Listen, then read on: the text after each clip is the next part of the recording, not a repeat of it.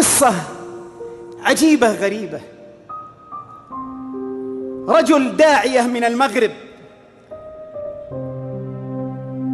يرى في المنام، يرى النبي صلى الله عليه وآله وسلم يزوره في المنام ويقول له: يا فلان، اذهب إلى فلان ابن فلان ابن فلان وأخبره أنه من أهل الجنة.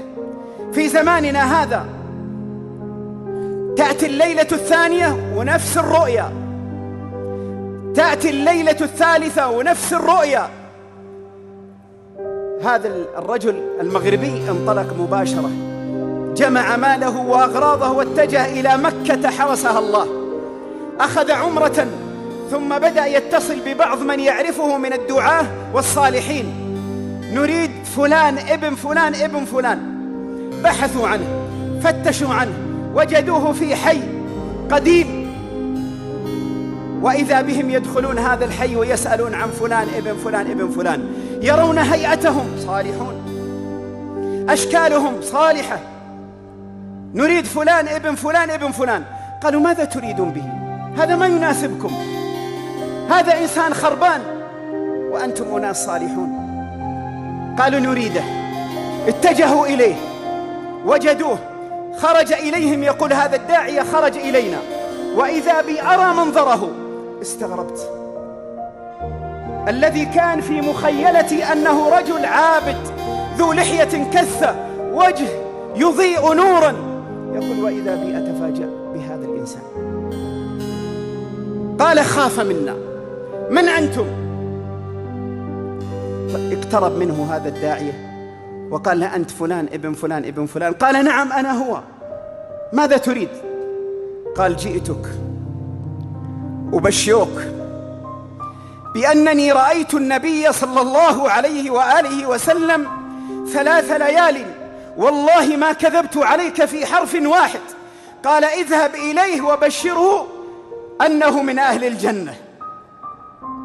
يقول هذا الرجل وضع يديه على رأسه، سقط على الأرض، يقول: أنا من أهل الجنة؟ أنت تكذب علي. قال: والله ما كذبت عليك، وتوي فرغت من العمرة الآن، والله لا يمكن أكذب عليك. قال: أنا. وجلس يبكي. قال: اذهب، هيا بنا نذهب إلى الحرم. ثم قال له هذا الرجل الداعية: قال: سألتك بالله، ما العمل الذي صنعته؟ وش عندك من عمل؟ قال: أنا والله إني أفجر واحد في هذه المنطقة، والله إني أشد إجراما في هذه المنطقة إن لم يكن في المملكة كلها. الصلاة مقصر فيها، الحرم بجانبي لي سنين ما ذهبت إليه. قال: راجع نفسك، عمل هنا وهنا.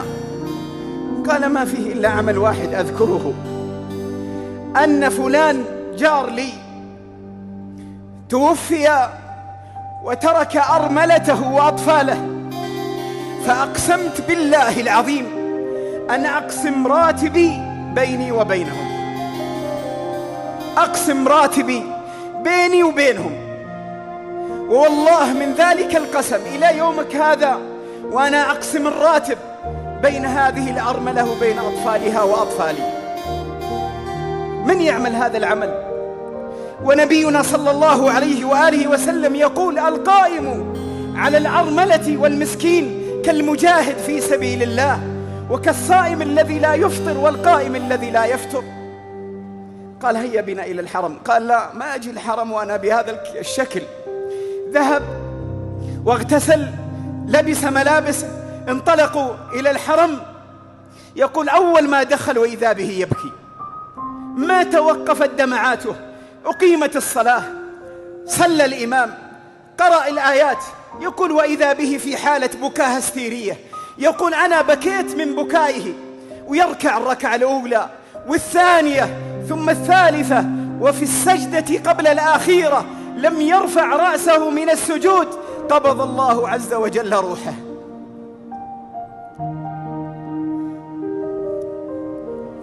الله كريم، والله لن تدخل الجنة بلحيتك ولا بثوبك ولا بمالك، ولا بعباداتك ولا بصلواتك، وإنما تدخل الجنة بهذا القلب إن كان صادقا مع الله عز وجل. عمل بسيط حقير في نظرك لكنه عظيم عند الله كالجبال، وعمل عظيم كبير في نظرك قد يجعله الله عز وجل صغيرا حقيرا غير مقبول بالعجب والغرور. لا تيأسوا، لا تقنطوا، أنتم تتعاملون مع الله، تتعاملون مع الكريم، ثم اطمئنوا لأنكم مسلمون. يا رب يا رب يا رب أمتنا على لا إله إلا الله.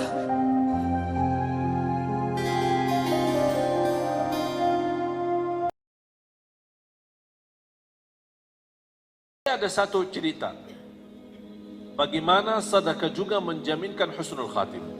Ada seorang, termasuk seorang pendakwah, seorang ulama berdakwah di kota Madinah, cukup terkenal. Beliau pernah menyampaikan sebuah cerita, satu cerita peristiwa bersama dia sendiri. Kata beliau, saya pernah bermimpi. Dalam mimpi itu saya melihat nomor HP seorang dengan nama, HP dan nama, dan ada sebuah suara panggilan di dalam mimpi itu, hubungi orang itu dan ajak dia umrah. Dia kaget. Malam pertama sadar bangun, ya biasa-biasa aja, tidak ada respon. Malam yang kedua sama, terulang lagi. Malam yang ketiga terulang lagi, sampai 3 kali. Nama jelas, nomor HP jelas, hubungi dia dan ajak dia umrah. Kata ulama itu pendakwah, akhirnya di hari yang keempat saya telefon. Sebelum saya telefon, di fikiran saya barangkali ini seorang saleh, seorang apalah punya kelebihan, tapi dalam kondisi susah atau miskin, belum mampu umrah. Jadi Allah SWT punya berbagai macam cara. Kun fayakun, Allah berikan, mengajak orang lain bisa menjadi rezeki buat kita. Itu fikirannya. Telepon, Assalamualaikum fulan, ya fulan. Betul, sesuai nama yang ada di dalam mimpi. Tolong alamatnya di mana, saya ingin bertemu. Boleh, kasih alamat, ingin ketemu. Begitu dia tok pintu, dibuka pintu sama orang biasa-biasa aja. Tidak ada istilahnya kalau di Arab, yang apa jenggotnya besar atau apa bakannya putih. Nah, biasa aja. Orang-orang istilahnya kalau kita bisa bilang orang awam lah. Bukan orang ulama, bukan orang kiai, bukan orang terlihat ada tanda-tanda kesalehannya. Dia kaget. Maaf, ini Bapak Fulan? Ya betul. Ini nomornya HP-nya ini? Ya betul. Ada apa? Dia bingung mau menyampaikan bagaimana ini. Orangnya nampaknya biasa-biasa aja. Habis itu karena ini sudah mimpi dan itu ada pesan, dia sampaikan. Jujur saja saya melihat mimpi 3 kali. Diperintahkan, diajak kamu umrah. Dan bukti ini nomor HP dan ini nama. Kata beliau sebentar. Masuk ke dalam, balik lagi. Boleh ajak saya umrah, tapi ada satu syarat. Dia tinggal di Madinah. Satu syarat. Hari ini berangkat dan pulang hari ini. Itu syaratnya. Dia kaget. Nampaknya orang biasa aja. Kayaknya tidak mau lama. Kalau orang saleh biasanya suka lama. Suka lama di tanah suci, mau apa itu? Keburu pulang. Kalau ada umrah bisa 1 tahun umrah, ya enak daripada 9 hari travel. Mau gak 1 tahun umrah? Tapi biaya sama dengan 9 hari.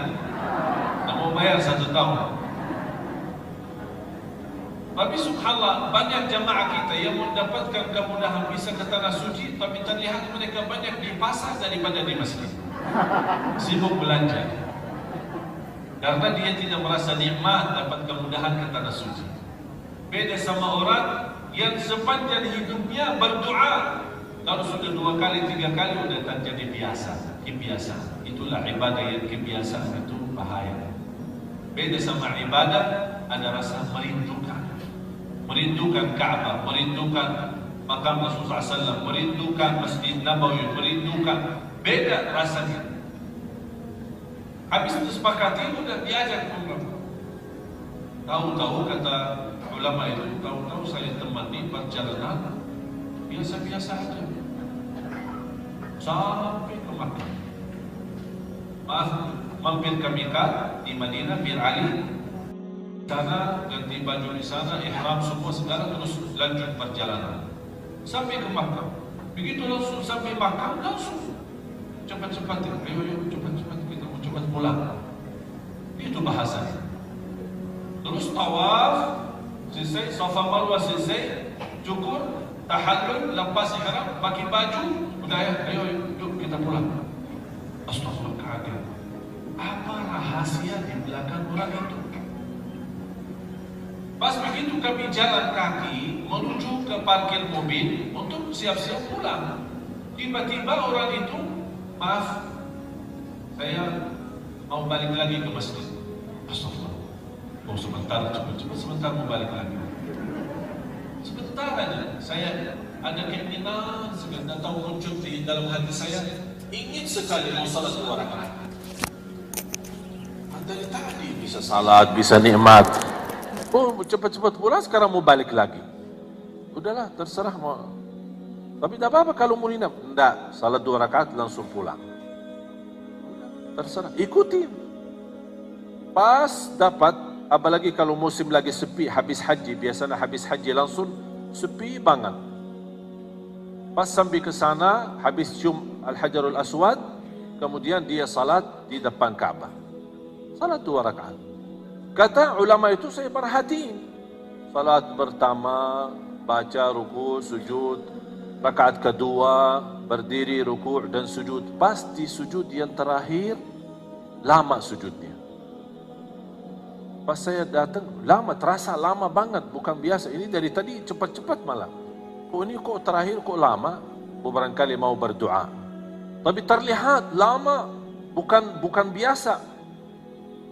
Didekatin, digerakkan, ternyata sudah meninggal dunia. Allah Subhanahu wa ta'ala.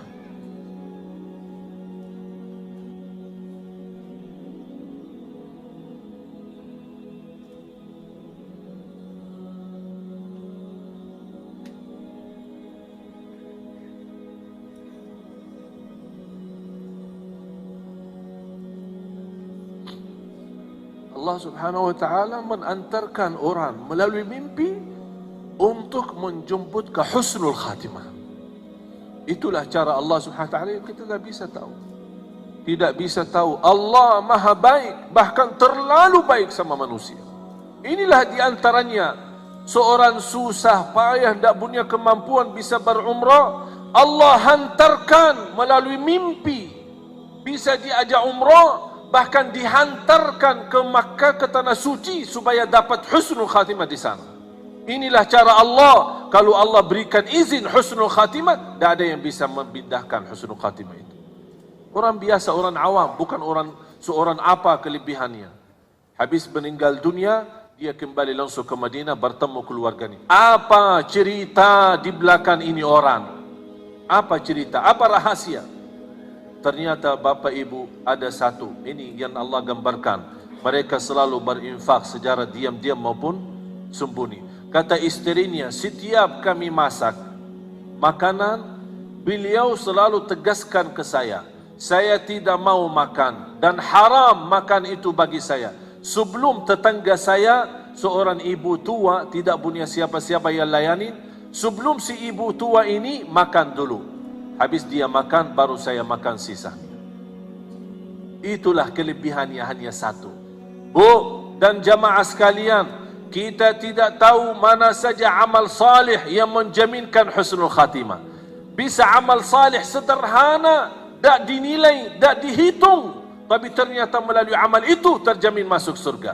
terjamin husnul khatimah, bahkan bisa di tanah suci, walaupun kita orang di Indonesia.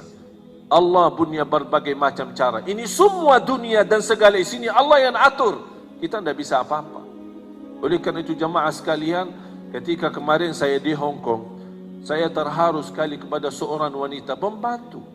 Baru saja saya dengar berita dia kembali ke tanah air nikah, kemudian kembali lagi ke Hong Kong bekerja. Pas kemarin saya mengisi acara bersama Imam Besar Masjid Qiblatain di Hong Kong, ada seorang ibu itu datang kepada saya sambil menangis. Dan dia menyerahkan mas kawin. Dia berkata, ini mas kawin sedekahku untuk tunanetra di Indonesia. Seorang pembantu yang baru saja nikah, belum menikmati mas kawinnya, dia sudah mensedekah.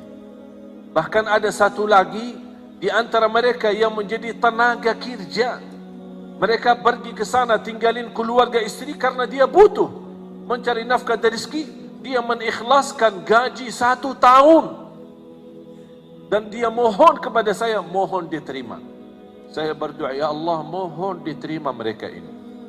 Inilah kadang-kadang jamaah sekalian, ada amal salih yang kita tidak pernah hitung, tidak pernah kita fikirkan, tapi ternyata melalui amal salih itu bisa membahagiakan orang lain, bisa berguna bagi orang lain. Wallahi, dengan kun fayakun Allah berikan pahala yang begitu luar biasa.